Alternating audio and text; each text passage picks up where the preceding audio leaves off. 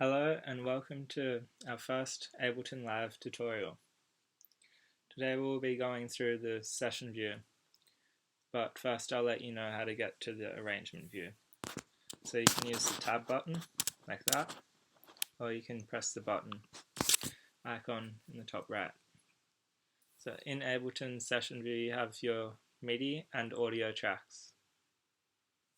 Inside you can have clips, just here, you can put a clip in, make MIDI, and you've got your timeline grid as well for your MIDI.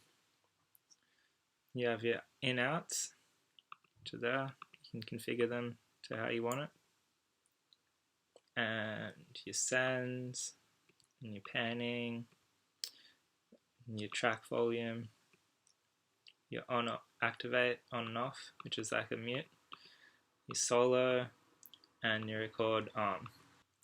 You can resize the windows that you use, so say we're on the MIDI and we want to see the notes bigger, you can go like that. You've also got zoom on the MIDI, which you can go up and down, or over here you can make it bigger using the magnifying glass.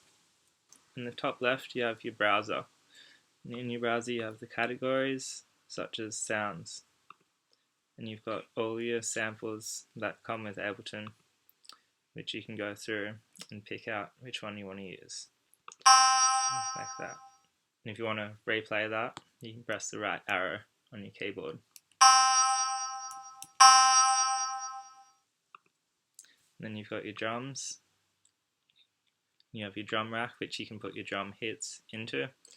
So you want to hear a clap, you can put that into the drum rack and then program how you want to use it.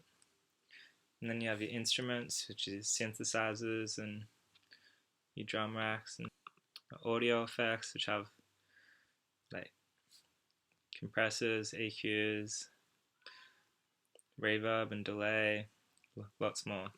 And your MIDI effects, Max for Live, and plugins that are third party. You've also got clips, which are samples, just more samples you can go through.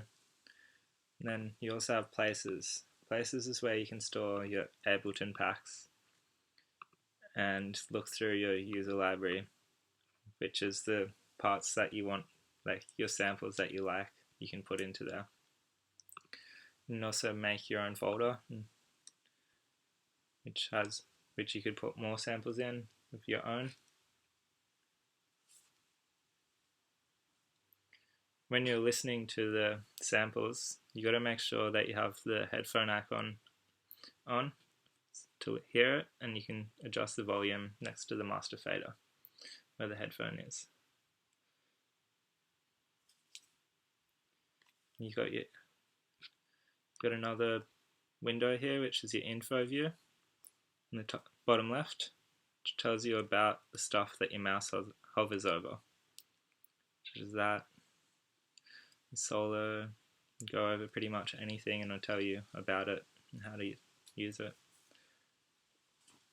So in this bottom section it tells you things that are related to your clips. Make a clip.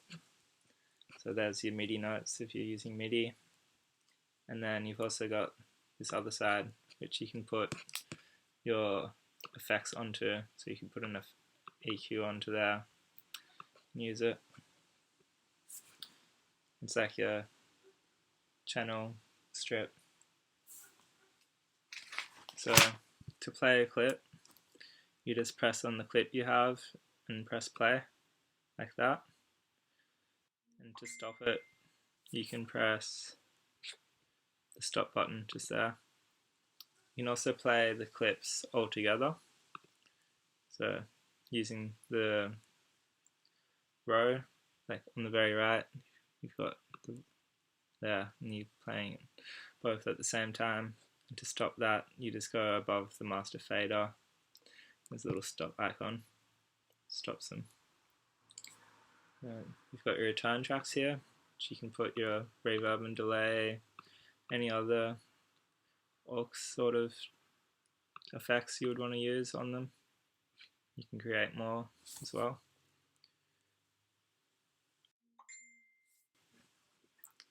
And you've also got your help view on the very right, which has lessons about packs you have or how to use Ableton pretty much as a beginner. So you can option click on the tracks and drag them, and you can make all of them bigger or smaller, and you can do the same with the return tracks. And there's also little icons which you can hide stuff, get rid of it, and it makes it a bigger workspace, which is good. And yeah, that's the first clip. Thanks for listening.